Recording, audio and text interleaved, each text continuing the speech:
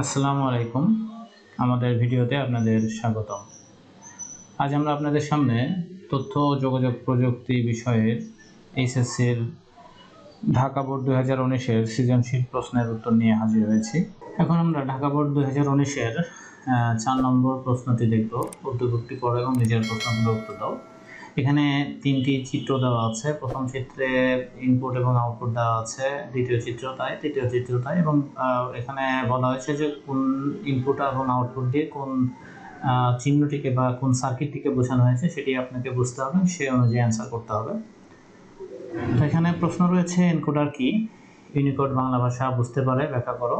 চিত্র 1 কোন গেটের সাথে সাদৃশ্যপূর্ণ তার বর্ণনা দাও, এবং উদ্দীপকে চিত্র 3-এর গেট দিয়ে চিত্র 2-এর গেটকে বাস্তবায়ন করা সম্ভব কিনা বিশ্লেষণপূর্বক মতামত দাও। তখন এনকোডার কি?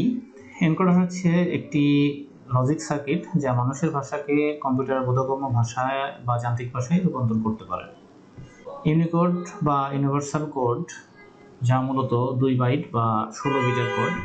এই কোডের সাহায্যে 216 বা 65,536টি অদ্বিতীয় চিহ্ন কম্পিউটারকে অদ্বিতীয়ভাবে বোঝানো যায়। ফলে বিশ্বের সকল ভাষার সকল বর্ণ বা চিহ্নকে কম্পিউটারে নির্দিষ্ট করা যায়। সুতরাং বাংলা ভাষার বর্ণগুলো এই কোডের অন্তর্ভুক্ত, তাই ইউনিকোড বাংলা ভাষা বুঝতে পারে। গ নম্বর, চিত্র 1-এর যে গেটটি দেওয়া আছে সেটি এই গেট, এটি হলো একটি অ্যান্ড গেট এবং এটির আউটপুটগুলো এরকম আসে। তো এটি ডিটেল বলতে গেলে ভিডিও বড় হয়ে যাবে। আপনাদের যদি এই বিষয়ে কোনো জানার থাকে তাহলে অবশ্যই কমেন্ট করে জানাবেন। তো চিত্র 1 অ্যান্ড গেটের সাথে সাদৃশ্যপূর্ণ। অ্যান্ড গেট হচ্ছে যৌক্তিক গুণের গেট, অর্থাৎ বুলিয়ান অ্যালজেব্রায় যৌক্তিক গুণের কাজ সম্পাদনের জন্য যে গেট ব্যবহার করা হয় তাকেই অ্যান্ড গেট বলা হয়। অ্যান্ড গেটের ক্ষেত্রে 2 বা ততোধিক ইনপুট লাইন থাকে এবং একটি মাত্র আউটপুট লাইন থাকে। যেহেতু অ্যান্ড গেট যৌক্তিক গুণের গেট, তাই এটি যৌক্তিক গুণের নিয়ম মেনে চলে। অর্থাৎ এই গেটের ক্ষেত্রে যে কোনো একটি ইনপুটের মান 0 হলে আউটপুট 0 হবে, অন্যথায় 1 হবে। এবং 4 নম্বর যে কোশ্চেনটি রয়েছে, উদ্দীপকের চিত্র 3 দিয়ে চিত্র 2-এর গেটকে বাস্তবায়ন করা সম্ভব কিনা বিশ্লেষণপূর্বক মতামত দাও। এটির জন্য আমাদেরকে বোর্ডে যেতে হবে। তো এখানে চিত্র 3-এর যে গেট সত্যক সারণীটা দেওয়া আছে সেটি হলো নর গেটের সত্যক সারণী, এবং চিত্র 2-এর যে সত্যক সারণীটি দেওয়া আছে সেটি হলো এক্স নর গেটের সত্যক সারণী। তো সুতরাং আগে এক্স নর গেটের সমীকরণটি আমরা সমাধান করব, তারপরে সেটি দিয়ে আমরা কিভাবে সার্কিট আঁকতে পারি সেটি দেখব। এখন ঢাকা বোর্ড 2019-এর 4 নম্বরের উদ্দীপকের যে ঘ নম্বরের যে কোশ্চেনটি দেওয়া আছে সেখানে দেওয়া আছে চিত্র 2 এবং চিত্র 3। তো বলা আছে উদ্দীপকের চিত্র 3-এর গেট দিয়ে কি চিত্র 2-কে বাস্তবায়ন করা সম্ভব কিনা।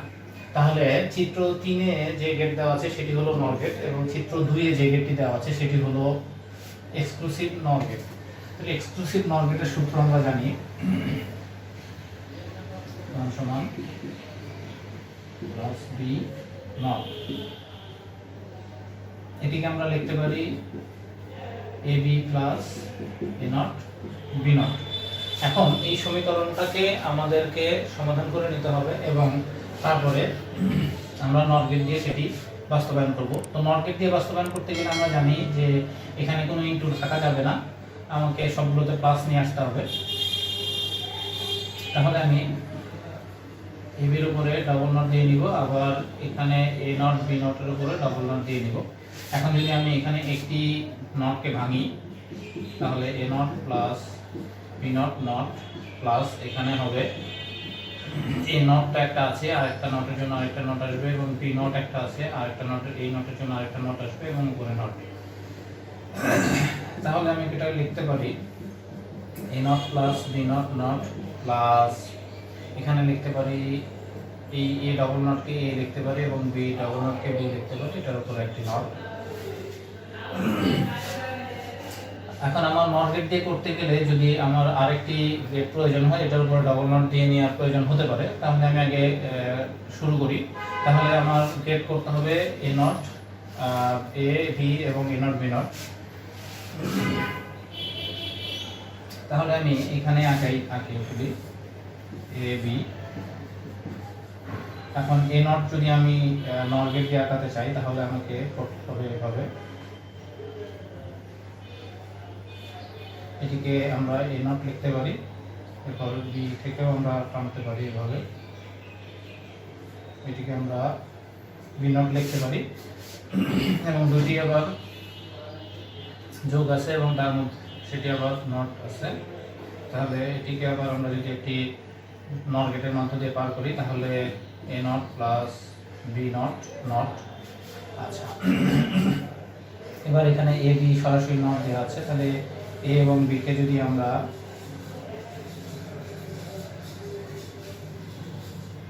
একটি নট গেটের মধ্য দিয়ে পার করি তাহলে এ প্লাস বি নট। এখন এই দুটিকে আবার আমরা আরেকটি নট গেটের মধ্য দিয়ে পার করব,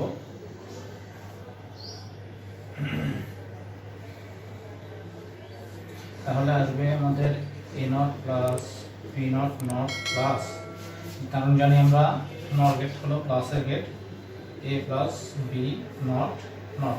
তো এখানে আমার অতিরিক্ত একটা নট চলে আসছে, আমি যদি আরেকটা নট গেটের মধ্যে দিয়ে এটিকে পার করি তাহলে সেক্ষেত্রে আমার ফাংশনটি আসবে A not plus B not not plus A plus B not, এরপরে একটা নট ছিল এবং এটার মধ্যে দিয়ে পার করার জন্য আরেকটা নট আসবে। তাহলে আমি এই দুটি নটকে তুলে দিয়ে আমি লিখতে পারি A not plus B not not plus A plus B not. তো এটি হলো আমাদেরকে বলেছে চিত্র 3 দিয়ে চিত্র 2 এর গেটকে বাস্তবায়ন করা যায় কিনা। তাহলে চিত্র 3 দিয়ে চিত্র 2 এর গেটকে আমরা বাস্তবায়ন করলাম। তো আশা করি আপনারা বুঝতে পেরেছেন। এটা বোঝার জন্য এই তৃতীয় অধ্যায়ের দ্বিতীয় অংশটি আপনাদের করতে হবে। তারপরেও আপনারা যদি বুঝতে কোথাও অসুবিধা হয় বা কোনো জিনিস আলোচনা করার প্রয়োজন হয় অবশ্যই কমেন্টে জানাবেন, আমরা সেই বিষয় নিয়ে ভিডিও দেওয়ার চেষ্টা করব। আমাদের ভিডিওটি এতক্ষণ কষ্ট করে দেখার জন্য ধন্যবাদ। আমাদের ভিডিওটি যদি ভালো লেগে থাকে তাহলে অবশ্যই লাইক কমেন্ট শেয়ার করবেন এবং সাবস্ক্রাইব করতে ভুলবেন না। আর আমাদের এই কোশ্চেনের অ্যান্সার পেতে ডিসক্রিপশনের লিঙ্কে ভিজিট করুন।